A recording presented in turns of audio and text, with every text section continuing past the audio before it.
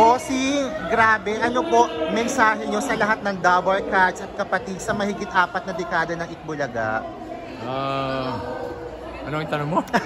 Mensahe po sa lahat ng Dabber Cats at kapatid. Ay, siyempre, walang matawag doon pasasalamat. Walang hangganang pasasalamat sa lahat ng ating mga Dabber Cats, sa lahat ng mga tumagilik, tumatangkilik at tatangkilik pa sa ating sa Itbulaga. Thank you so much. Boss Joey, message po sa lahat ng mga kapatid at Dabber Cats. Well, maraming salamat sa pagtangkilik at pagsama sa amin sa mga nakalipas na maraming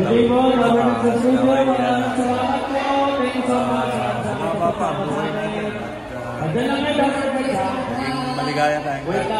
Tuloy-tuloy po ang celebration, no? Dadalhin nyo ang Itbulaga sa Australia, Bossing.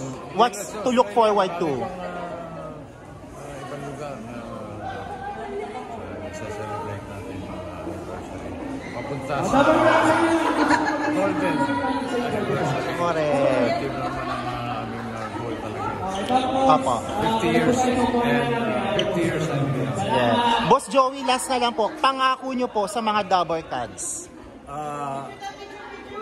Sana hindi mapako ang pangako namin na hanggat malakas kami